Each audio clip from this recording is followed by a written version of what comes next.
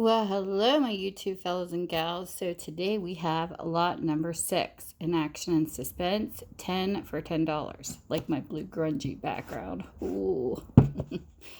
So anyways, the first book is called The Ripper by David L. Goleman. And this is a 2012 copyright. Well, 2013 for the excerpt copyright, so it was in 13. This is what the book is about.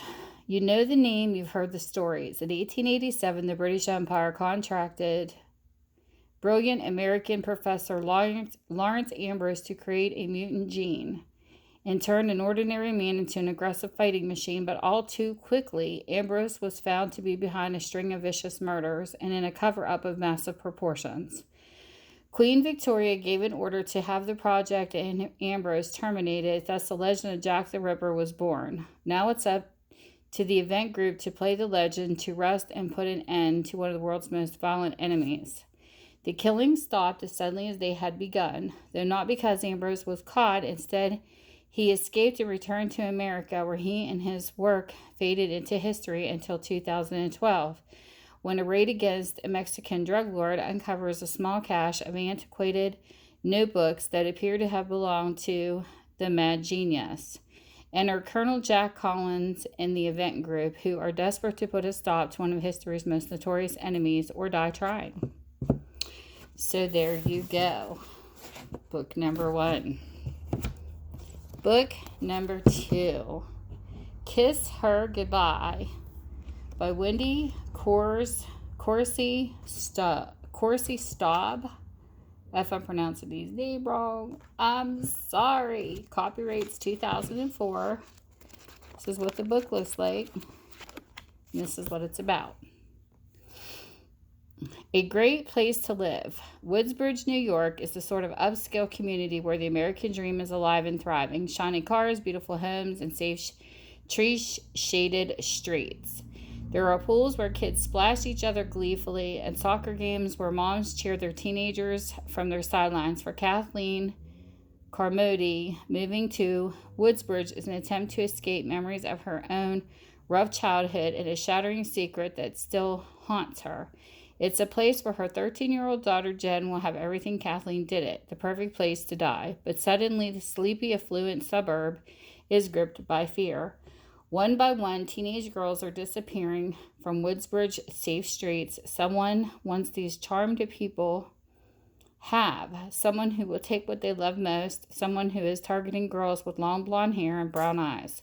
Girls who look a lot like Jen. Someone is watching and waiting for the moment Kathleen drops her guard and kisses her daughter goodbye. So there is book number 2. Book number 3. We have Prey by Michael Crichton.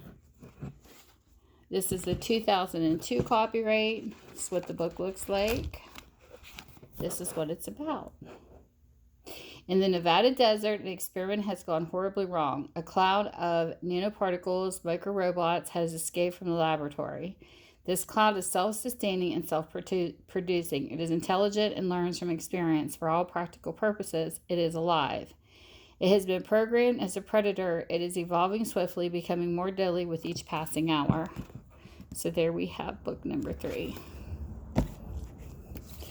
Book number 4.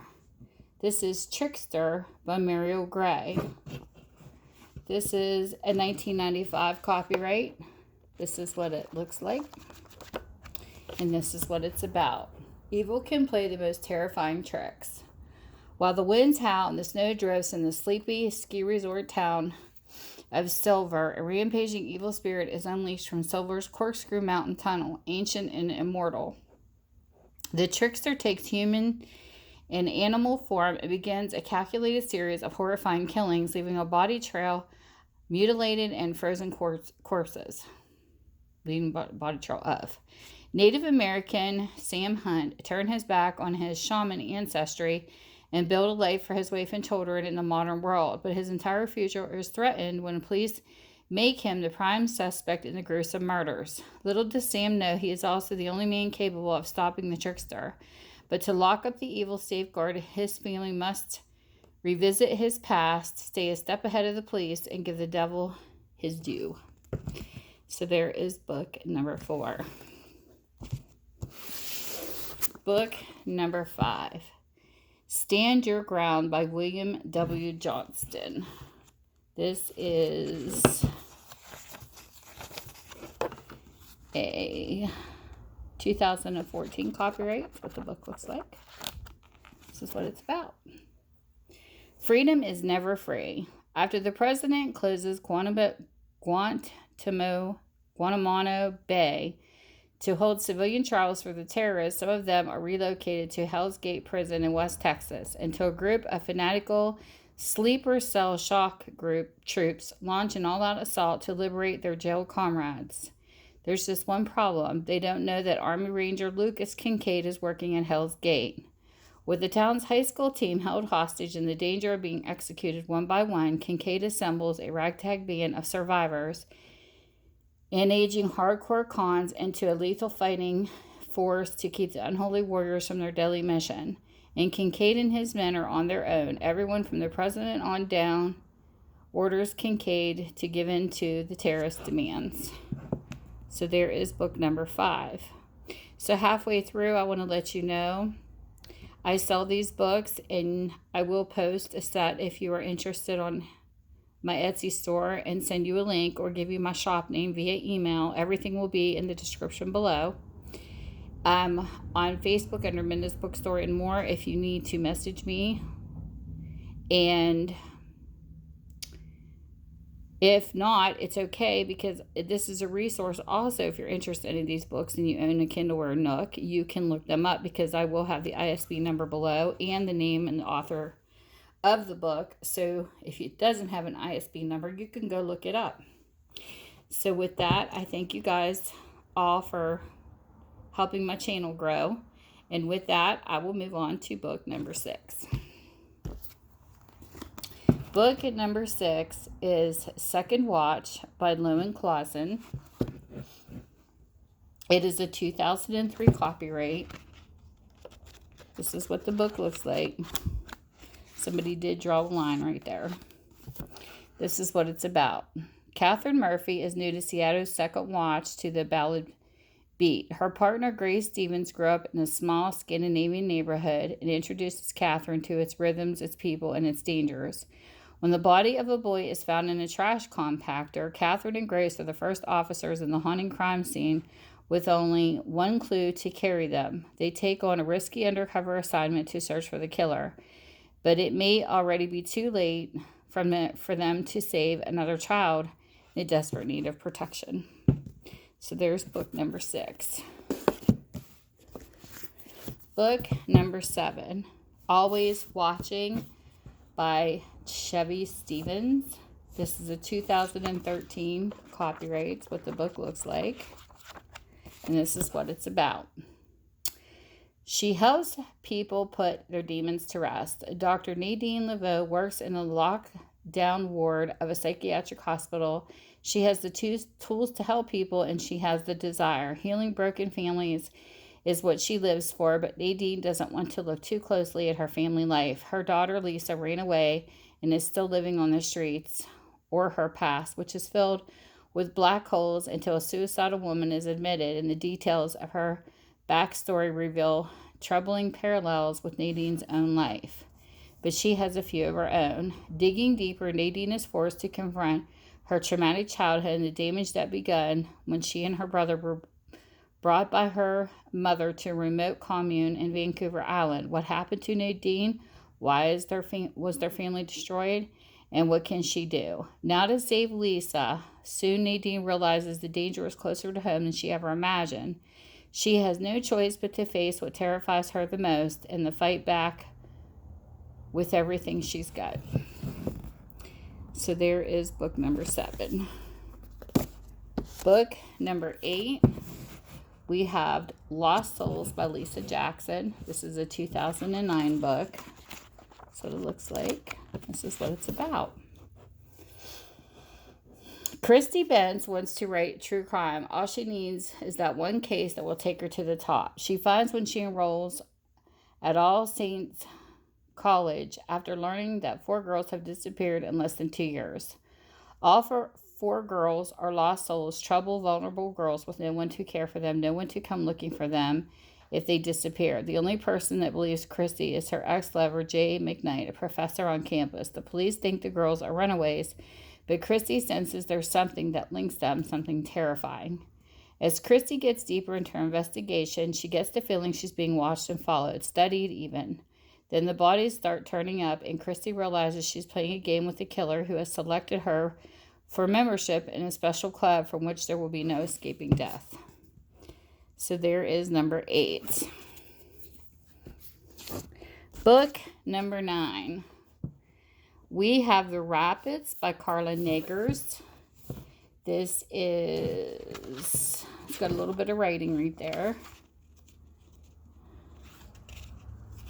And this is a 2004 copyright. That's what the book looks like.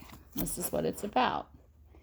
She has no time to take a break after playing a key role in the arrest of a dangerous fugitive, Nicholas Jansen. But with Jansen fighting extradition from his Dutch prison, U.S. diplomatic security agent Maggie Spencer isn't about to back off, even when U.S. Marshal Ron DeMore turns up asking some very tough questions. Maggie has no reason to trust Rob, especially when she learns he has a personal interest. He was almost killed thanks to Jansen.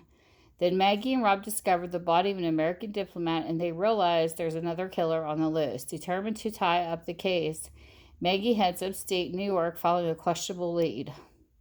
Knowing she's holding back on him, Rob's right on her tail, and now she has no choice but to trust him because a trap has been set, and they have both walked right into it. So there is book number 9. And the last book, which is book number 10, we have The Anthrax Protocol by James Thompson. This is a 2016 copyright. That's what the book looks like, and this is what it's about.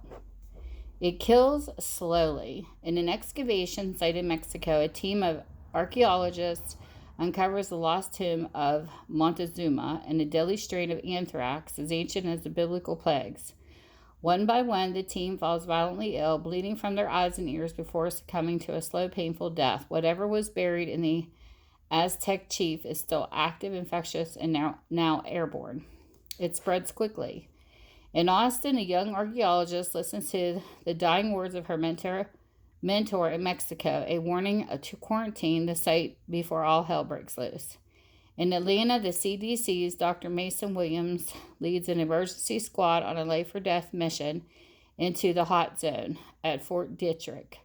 An Army officer sends a trained team to secure the anthrax as a biological weapon, but time is running out. The disease is spreading rapidly across the border, into the airports, and across the globe, killing thousands with no cure, no vaccine, and no way to contain it. There will be no help for humanity to survive. Roaming gangs of the sick and dying are barely recognizable as human. There are times that they try men's soul. There are the tortures that tear families apart.